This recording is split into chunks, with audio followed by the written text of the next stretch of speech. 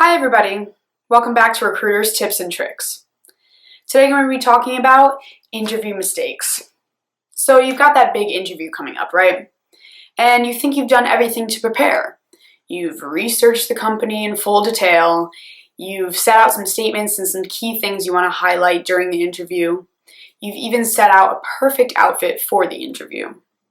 But let's face it, we're humans and we make mistakes. So even with all this preparation, your interview is not going to be crystal clean perfect.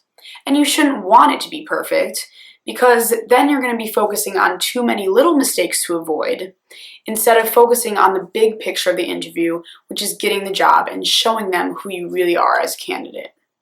So instead of freaking out about a million mistakes that you could make, we've outlined 3 really important mistakes to avoid the next time that you're in an interview.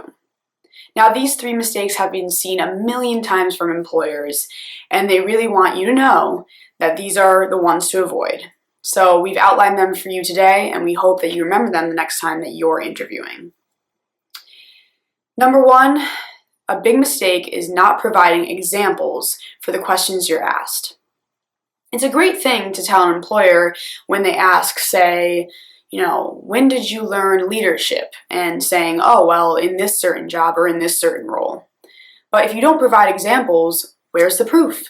How are they supposed to know exactly the storyline and how you became a leader in that role or in that company?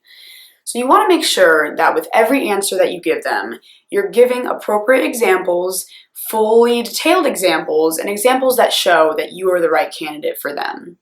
So telling a short story about how you took the reins on a project that went haywire, or even saying something that you did in a volunteer or internship experience will really heighten the value of the interview and will make the interviewer remember you and your stories. So that's a mistake to avoid, is make sure that you are giving examples instead of forgetting to do that. A tip for another mistake that you need to avoid is being too focused on salary as compared to the overall value of the position that you're interviewing for. It's okay to have a salary negotiation, have a salary discussion, and it's okay to be focused at some point within the interview about a salary. But you want to make sure that you're not making it show how important the salary and the pay is for you. There have been a lot of interviews out there where candidates show for maybe half of the interview that they're really interested in the role, but then it comes clean that they're really just into the money and really want to know about what's PTO, what's benefits, and they start talking about time off already, and these are really big red flags to an employer because it shows them that you're not really engaged in the company and maybe you don't have a passion to work for them, and really it's just all about the role and how much it pays them. And that's a huge turnoff for employers. So make sure to not be focused on salary, but instead show that you're proud to work for this company and you want to work for this company and you're passionate about this position. That's something that will make them want to hire you. And the mistake to avoid, the third mistake to avoid, is not asking questions of the interviewer. That is a huge mistake that a lot of interviewees have made in the past. And you may think going into an interview that you don't have to really rehearse some questions to ask an interviewer, right? I mean, you're listening to them, you're talking to them, you're having a conversation with them. Why do you need to have set questions mapped out to ask them? And why do you need to ask them questions anyways?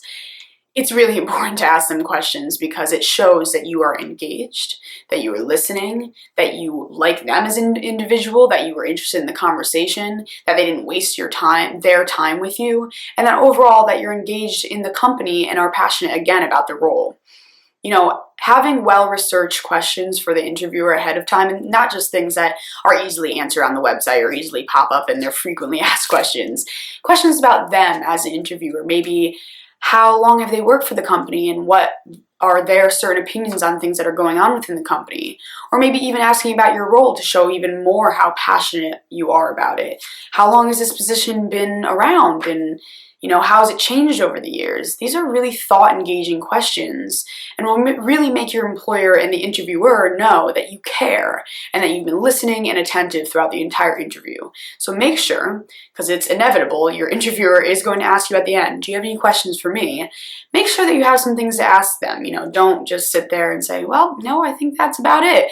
Because that really shows, again, that you weren't maybe that interested in the interview or the company in general. It puts on a bad light on you as a candidate for the company.